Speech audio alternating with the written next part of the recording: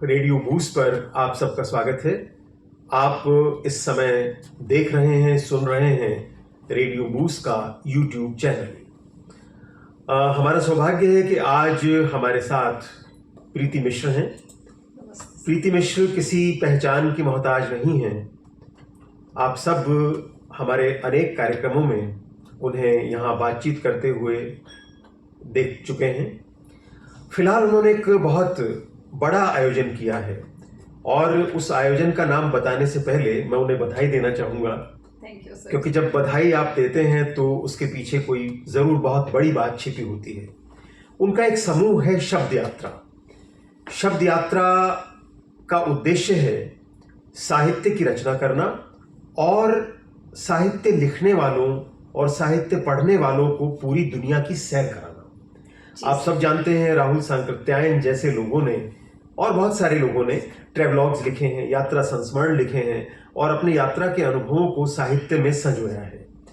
तो शब्द यात्रा का उद्देश्य भी कुछ इसी तरह का रहा कि हम लोगों को भारत से बाहर लेकर जाएं, उन्हें बाहरी दुनिया दिखाएं और लिखने के लिए भी प्रेरित करें। जी बिल्कुल। तो प्रीति जी, इतनी बात तो मैंने इसलिए कह दी क्योंकि आरंभिक स्तर से ही शब्द यात्रा से मैं खुद भी जुड़ा हुआ था, लेकिन चूंकि दुबई और अबू धाबी की यात्रा आप करके आई हैं, तो मुझे जरा ये बताइए, इस समूह को जिसे आप ले गई, 60 से अधिक उसमें लोग थे, इस कार्यक्रम के आयोजन के पीछे आपकी क्या दृष्टि थी? सर, ये जो हमारा कार्यक्रम है, इसको संचालित करने में इसके पीछे दो लोग थे। एक हैं शारदा मित्तल जी और दूसरे कहीं ना कहीं आप भी हैं। और तीसरी नेचुरल मैं हूँ ही। तो शारदा मित्तल जी इस उद्देश्य को लेकर हमेशा से चल रही हैं कि क्यों ना हम यात्रा के द्वारा अपनी रचनाएं करें, क्योंकि यात्राएं हमें विस्तार देती हैं। शब्दों के द्वारा साहित्य की भी तो एक यात्रा ही होती है। बिल्कुल। तो अगर हम जितना घूमेंगे, जितनी जगहें एक्सप्लोर करेंगे, हम उतना अच्छा लिख सकेंगे और कहीं ना कहीं हमारे अंदर एक दूसरे को सहने की शक्ति और नई नई जगहों को एक्सप्लोर करने की ताकत भी और विपरीत परिस्थितियों में एडजस्टमेंट, ये सब बढ़ता है। वरना तो हम लोग सब अपना एक घरों में बहुत अच्छी तरीके से रह ही रहे हैं। और आप जानते हैं कि हमारा यही एकमात्र उद्देश्य यही है कि हम लोगों को खुश भी रख सकें। साथ ही कुछ लोग ऐसे भी हैं सर जो कि अकेले रह गए हैं और उन्हें जाने के लिए किसी कंपनी की ज़रूरत होती है। अगर उन्हें कोई प्लान करके सब कुछ दे देता है तो वो बहुत खुशी खुशी चले जाते हैं और नए दोस्त। मैंने नोट किया आपके इस समूह में काफ़ी सीनियर सिटीजन्स थे। जी सर। ऐसे लोग थे जो काफ़ी बड़े बड़े पदों से रिटायर तो हो गए हैं, लेकिन अब वे इस स्थिति में नहीं हैं कि अकेले घूम सकें। अगर उन्हें कोई प्रोग्राम बिल्कुल टेलर मेड मिल जाता है जिसमें खाने पीने घूमने की सारी व्यवस्थाएं हों, तो मेरा ख्याल है वे दुनिया को ज़्यादा आसानी से देख सकते हैं। जी सर। और इस अप्रोच ने भी शायद आपको प्रोत्साहित किया इस कार्यक्रम को बनाने में। बिल्कुल सर, हम एक बड़ा छोटा सा टारगेट लेके चले थे। हम सोचते थे कि हमारे पास 25 से 30 लोग हो जाएंगे और हम उनके साथ घूमने निकल पड़ेंगे। मैंने भी कई देशों की पहले यात्राएं कर रखी हैं। शारदा जी ने मेरे से बहुत ज़्यादा यात्राएं करी हैं, वो 30 देशों को घूम चुकी हैं। तो उन्हें एक तो प्रोग्राम कैसे बनाना है, कहाँ पर क्या देखना है, ये बहुत अच्छी तरीके से आता है। और जो हमारे साथी हैं, जो हमारे साथ जुड़े, ये बड़े ही ताज्जुब की बात थी कि वो अपने आप हमारे पास आ गए। हमने तो बस अपने पहचान वालों को, आपको पता है सर कि हमने थोड़े से लोगों को जोड़ा था और इससे पहले हम मॉरिशस गए थे। तो मॉरिशस में जो हमारे साथी थे, काफी लोग वो लौट कर आ गए। तो ये बात बड़ी खास लगी मुझे। और ये जो सीनियर सिटीजन्स हैं, ये दिल तो बच्चों का ही रखते हैं सर। तो वो बड़ी खुशी खुशी आ गए हैं और हमें भी बहुत अच्छा लगा। हमारे साथ प्रीति जी यहाँ बात करने में प्रियंका भी हैं और नूपुर भी हैं। ये यंगस्टर्स जो हैं, जो खास तौर पे हमारे रेडियो बूस्ट के आरजेस हैं, ये तरह तरह के प्रोग्राम प्रस्तुत करते हैं। तो मैं इनसे भी कहूँगा कि आपके मन में भी जो जिज्ञासाएं, देखिए घूमना बहुत ज़रूरी है।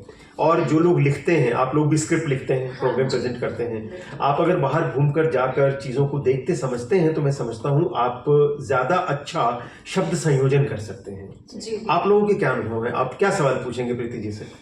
सबसे पहले मैम तो मैं आपसे यही पूछना चाहूँगी कि आपने जो ये पूरी यात्रा की, इससे मतलब आपकी मेमोरीज, मतलब सबसे अच्छी मेमोरीज क्या रही है, सबसे बेस्ट? हाँ, ये नूपुर, ये तुमने बहुत अच्छा सवाल किया। और अगर तुम मुझसे पूछो कि मेरे साथ सबसे अच्छा क्या रहा, हाँ। तो मुझे सबसे अच्छा ये लगा कि कैसे इंसान के अंदर बच्चा जीवित है। हाँ जी। उसका बचपना, जब हम एक डेजर्ट सफारी पे गए, तो वहाँ पे क्या था कि नीचे बहुत बालू थे, रेत हाँ। है, तो उसको अगर ऐसे जमीन ऐसे उठाओ और ऐसे उछाल दो तो एक बवंडर सा हल्का सा बनता था, और हर कोई उसको कैच करने के लिए कि उसकी फोटो आ जाए, लोग इतने परेशान थे। और ऐसी वहाँ एक ईगल थी। मुझे नहीं लगता कि कोई भी व्यक्ति ऐसा रहा होगा जिसने कि ईगल के साथ अपनी फोटो यहाँ और यहाँ सर पे बिठा के ना खिंचाई। सेंटर ऑफ अट्रैक्शन ही बन वो तो गया। स्पेशली खास तौर पे मैंने देखा वहाँ पे, वो जितने भी लड़के ईगल्स को लेकर घूमते हैं सब बेसिकली पाकिस्तान से होते हैं। हाँ। और वो उस तरीके से पैसा कमाते हैं उस ईगल को लेकर सुबह शाम तक टूरिस्ट के माध्यम से। तो मुझे ये बहुत अच्छा लगा कि हमने उनका थोड़ा तो बचपन हम उन्हें लौटा पाए। और सब ना धक्के मारते थे एक दूसरे को, अरे मुझे दे दो, मुझे दे दो। तो ये मुझे बहुत अच्छा लगा। मुझे दोबारा से एक बचपन में जाने का मौका मिला, दोबारा से बचपन की चीजों को रिकॉल करने का। बिल्कुल बिल्कुल, ये सब बहुत अच्छा लगा। और इसी तरह बुर्ज खलीफा पे जब हम गए, ऊपर गए, सब एक दूसरे को हटा के हमें यहाँ फोटो खिंचानी है, ऐसे शाहरुख खान बन रहे हैं, कोई कुछ बन रहा है, तो लग नहीं रहा था कि ये सीनियर सिटीजन्स हैं। क्योंकि अब जैसा कि दुबई को कहा जाता है कि जब लोग जाते हैं तो वहाँ पे भी मंदिर देखते हैं, सारी चीज़ें, और जिस तरह से इंडिया में जिस टाइम पर राम राम बहुत ज़्यादा चल रहा था, राम का नाम बहुत ज़्यादा चल रहा था, हाँ। तो दुबई में भी बहुत हो रहा था। बिल्कुल, तो बिल्कुल। लोगों को 1% भी फील नहीं आई कि हम शायद कहीं ऐसी कंट्री में हैं जहाँ पे हमें ऐसी कुछ फीलिंग नहीं आ रही है। वहाँ पे भी राम का नाम हो रहा था। तो हाँ। तब आपकी वाइब कैसी थी लोगों के साथ? मैं तुमको बताऊं, हम दुबई के एक मंदिर में गए, ठीक है। एक तो हम 22 जनवरी को गए थे, तो सारे लोग थोड़े उदास थे कि उन्हें यहाँ पे प्रोग्राम देखना है, उनका प्रोग्राम छूट रहा है। लेकिन जब हमने शाम को अपना शब्द यात्रा का प्रोग्राम किया, तो हमने श्री रामचंद्र कृपालु भजमन से शुरू किया, और उसके बाद और यहाँ से ना एक डॉक्टर विजया गोडबोले गई थी, जो कि अंतर्राष्ट्रीय स्तर की वो गायिका है। और उन्होंने, और मीनाक्षी पांडे और चंद्रा पांडे जी और कांति मिश्रा और ये सारे लोगों ने एकत्रित होकर, जब कृष्णा आर्या जी, सबने जब वो गाया है ना, तो लग नहीं रहा था कि ये हम क्लब रोटाना में बैठे हैं, हमें लग रहा था हम इंडिया में बैठे हैं। और वो उन्होंने ऑरेंज कलर की साड़ी पहनी हुई थी, और पूरा उसके बाद तो जो जय श्री राम के नारे लगे, एनर्जी आप लोगों के अंदर आ गई होगी। बहुत, इतना मजा आया। और एक 2 साल की बच्ची आई प्रोग्राम में, वो दुबई से थी, और जब ठुमक चलत रामचंद्र हुआ, तो वो बच्ची जो राम का मुकुट उकुट लगा के और ऐसे घुटनों चलने लगी कि लगा कि सच में राम तो अबू धाबी में उतर कर आया। बिल्कुल सही बात। और उन लोगों ने बताया मुझे बाद में, दुबई के हम एक मंदिर में गए, वो बोले हमारे यहाँ तो 1 हफ्ते पहले से जश्न हो रहा है। जिस मंदिर में गए थे, कहते हैं हम 1 हफ्ते पहले से, उन्होंने भी ये सारी यात्राएं निकाली हैं और कितना बड़ा भंडारा किया है। तो ये सब लगता नहीं है कि उस देश में इस तरीके से राम आए। प्रीति जी, सारा परिवर्तन जो आपने दुबई में देखा, अबू धाबी में देखा, ये सारा परिवर्तन पिछले मुश्किल से 5-7-10 वर्षों का परिवर्तन है। बिल्कुल सर। वरना एक जमाना ये था कि वहां पर तो पूरी तरह से इस्लामिक लॉज थे, और उनके बीच में किसी दूसरे धर्म को इस तरीके से प्रफुल्लित प्रसारित होने का कोई अवकाश ही नहीं होता था। एक बहुत बड़ा परिवर्तन मैं समझता हूँ। ये भारत की अपनी राजनीतिक दृष्टि है, कूटनीति है, हमारे उनके साथ संबंध है, जिसकी वजह से आज वहाँ मंदिर भी बन रहे हैं। एक नया मंदिर तो शायद बन रहा है, आपने देखा होगा। हाँ, अब 14 फरवरी जिसका उद्घाटन है। हाँ जी, नरेंद्र मोदी जी जाकर उसका उद्घाटन करने वाले हैं। हम उसको देखने जाना चाहते थे, बैब्स करके, अबू धाबी में बन रहा है, लेकिन वो अभी इस वक्त ही बंद हुआ है। क्योंकि उन्हें मूर्तियां सजानी है उसके अंदर। मंदिर पूरा तैयार है पर मूर्तियां वहां पे लगाई जा रही हैं ताकि उसका नव निर्माण हो सके, मतलब वो जो भी होती है प्राण प्रतिष्ठा होगी। और लोगों में इतना उत्साह है कि कह नहीं सकते। यहाँ मैं एक बात आपको जोड़ना चाहूंगी कि भारत की कूटनीति तो एक तरफ है, लेकिन दुबई वालों का या उनके जो उनके राजनीतिज्ञ हैं उनका विजन इतना वाइड है कि वो जो अगर वो समंदर पे पाम जुमेरा बना सकते हैं तो वो समय के साथ ये भी बदल सकते हैं कि मंदिर मस्जिद और गुरुद्वारे भी वहां पे होंगे। वो अब टूरिज्म की तरफ चल पड़े हैं। देखिए, मैं जब गया था तो अबू धाबी की मस्जिद मुझे सबसे खूबसूरत स्थल लगा। और सबसे बड़ी बात यह है वहाँ कोई भेदभाव नहीं था। जी। आप गैर इस्लामिक हैं तब भी आप उसमें आराम से जाइए, पूरे गाइड्स वगैरह साथ थे। हाँ। आप हर जगह फोटोग्राफी कर सकते हैं, सब कुछ बहुत साफ सुथरा, बहुत सुंदर। तो पहली बार मुझे भी ये लगा था कि इस्लाम इतना ज्यादा खुला, इतना ज्यादा साफ और इतना ज्यादा सहिष्णु हो सकता है, ये मुझे अबू धाबी जाकर ही पता लगा था। तो सर बिल्कुल आप सही कह रहे हैं। और अगर अब जो हमारे दर्शक हमें सुन रहे हैं वो ये जान लें कि उन्हें मॉस्क के अलावा वहाँ सी वर्ल्ड जरूर देखना। सी वर्ल्ड बिल्कुल हमने देखा, डेफिनेटली। सी वर्ल्ड की जो एक्सपीरियंस है ना उसके अंदर आपको डॉल्फिन शो भी देखने को मिलता है और जितनी मछलियां तुम सोच सकते हो सारी हैं। और बल्कि एक सील लायन करके है तो, और पेंगुइन्स हैं और सारे झूले हैं। हम झूले झूल कर आए हैं इस उम्र में। इसीलिए तो कहा जाता है बड़े खतरनाक झूले भाई, हम सारे झूल आए इस बार। मैं जिन झूलों पे कभी अकेले नहीं बैठ सकती थी, शायद मेरे फ्रेंड्स थे तो हम सब पे जाके बैठ गए। तो भाई इतनी महंगी टिकट लेके अगर सारा मजा ना लिया जाए तो पैसे कैसे वसूल होंगे? हाँ, और जब एक और अच्छी बात रही सर कि हमने सारे टिकट्स पहले ही करा दिया लोगों के। लोग उस टाइम कह रहे थे कि अरे ट्रिप बड़ा महंगा, अरे ट्रिप बड़ा महंगा है। पर शारदा जी की विजन थी कि अगर हम लोगों को ले जा रहे हैं तो हम उन्हें भरपूर आनंद दें। ठीक है, हम साहित्य तो बस में भी कर सकते हैं। हमने बस में सर उनकी कविताएं सुनी, हमने बस में कहानियां सुनी, हमने बस में गीत सुने, लेकिन हमने सारा वक्त यात्रा पर लगाया। तो हमने मिरेकल गार्डन, सी वर्ल्ड, बुर्ज खलीफा और हमने सबसे अच्छी सर वो खेमा लिया वहाँ पे डेजर्ट सफारी में, सबसे अच्छी हमने वहाँ राइड कराई जो बेस्ट था। क्रूज हमने लोटस क्रूज लिया और लोटस क्रूज पे तो लोग क्या मस्त, मतलब वो लोग डांस करके हटते नहीं थे तो हमारे सारे आ जाते थे आगे। ऐसे नहीं लग रहा था कि 15-16 साल से कम के बच्चे हैं, ऐसे 60s वाले आके वहाँ डांस कर रहे हैं। और खाने भी उनके बहुत अच्छे थे। और जब लोटस क्रूज में आप घूमते हो ना तो पूरा दुबई इतना शानदार दिखाई देता है कि वो ना बियॉन्ड इमेजिनेशन है। तो ये जो ट्रिप जिस ढंग से बनाया गया, और मैं कहती हूँ कि हाँ सच में हम शब्द यात्री थे। एक चीज मैं आपसे पूछना ये चाहती हूँ कि आपका इतने दिन का सफर जो रहा, सबके साथ इतनी प्यारी प्यारी मेमोरीज आपने क्रिएट करी, जब आपका लास्ट डे था निकलने वाला तो वहाँ पे सबके क्या ऐसे भाव थे आपके लिए और आपको सबके लिए, ये हम जानना चाहेंगे।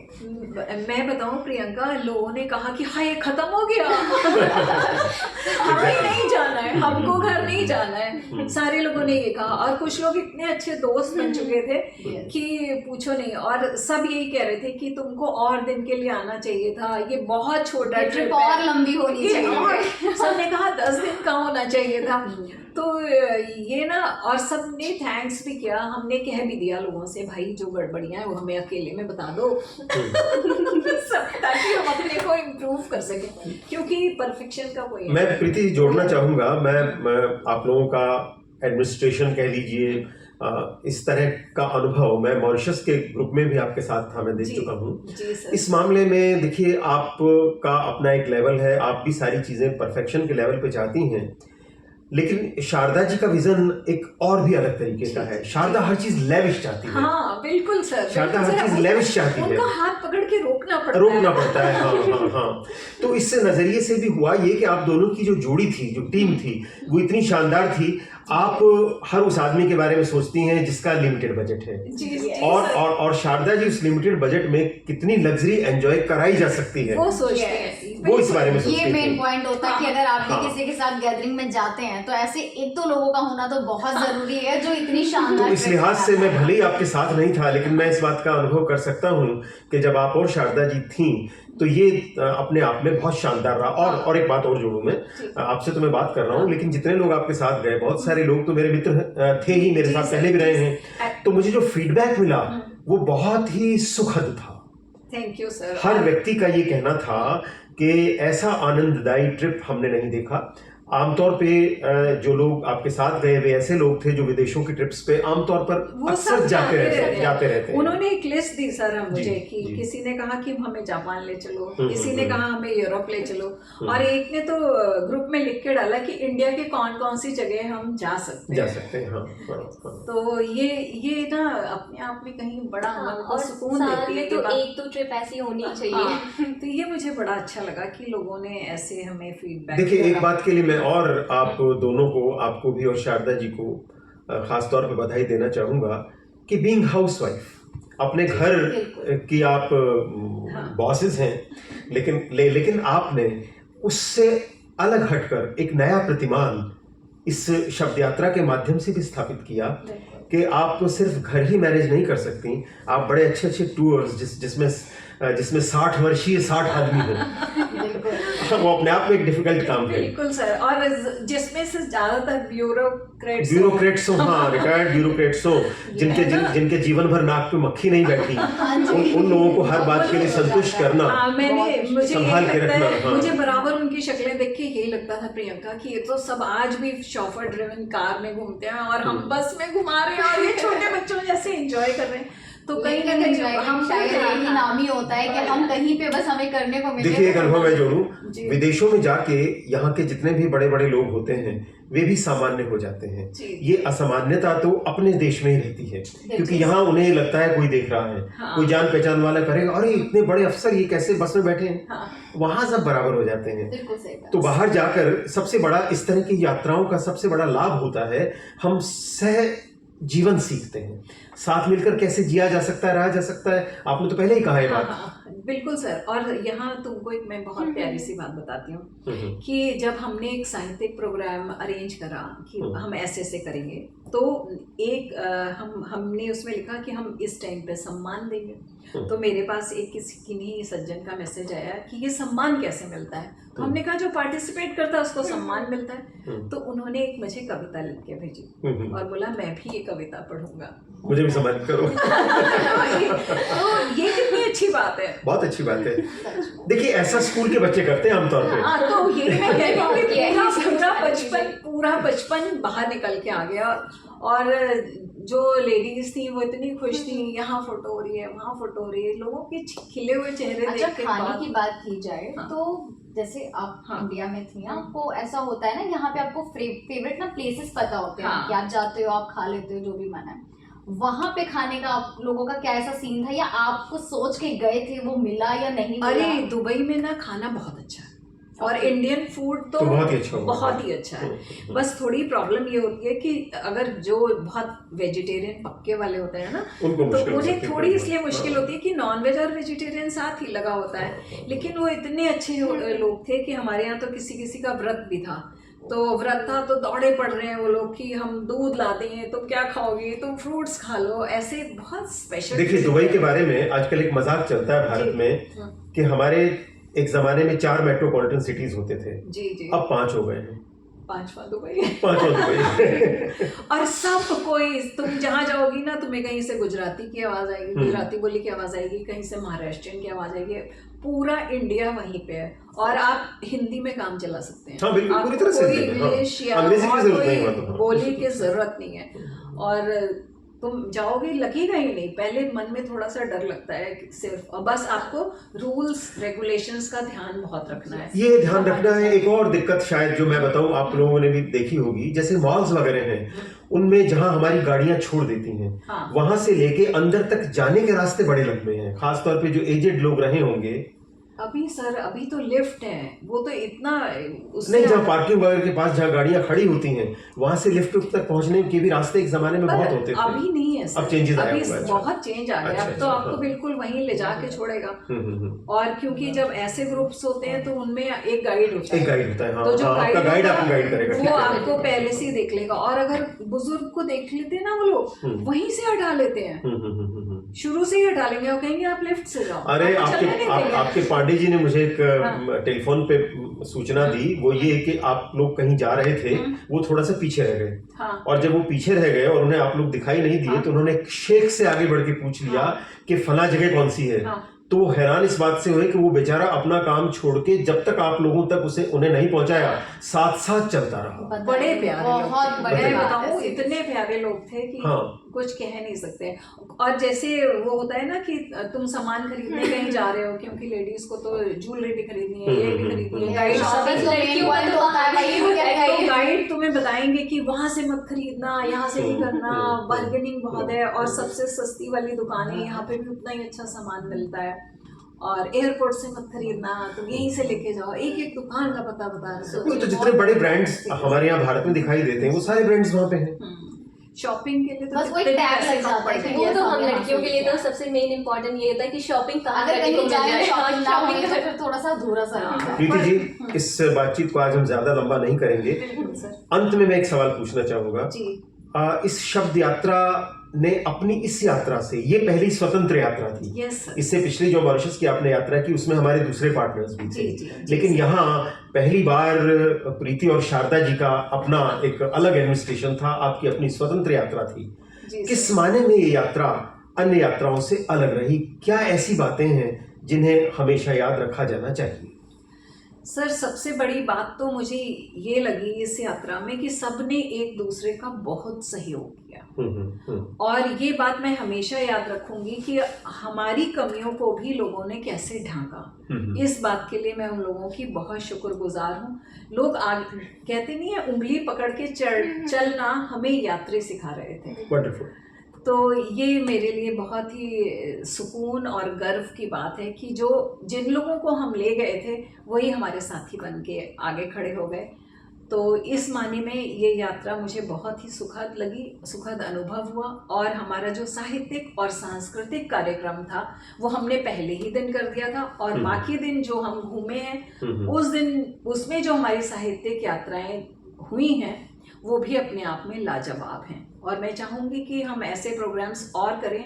और हमने एक नई परंपरा डाली कि हम बस में भी साहित्यिक यात्राएं कर सकते हैं। हाँ। और मैम हम ये भी चाहेंगे कि अगली बार जब भी जाए तो हमें भी साथ में लेकर जाए। हमें भी ये हमारी भी पुकार है। दीदी जी, मैं आपका धन्यवाद करने के साथ साथ जी जो सर। भारतीय उच्चायोग दुबई में रहा, जी सर। उसका भी धन्यवाद करना चाहूंगा, क्योंकि 26 जनवरी के दिन उनके कार्यक्रम में भी आपने भागीदारी की। सर हाँ, उन्होंने हमें ना केवल हमें आमंत्रित किया, बल्कि हमारे साथ ऑफिसर्स ने फोटोज कराए, हमें एक बढ़िया नाश्ता कराया और बहुत सम्मानित किया।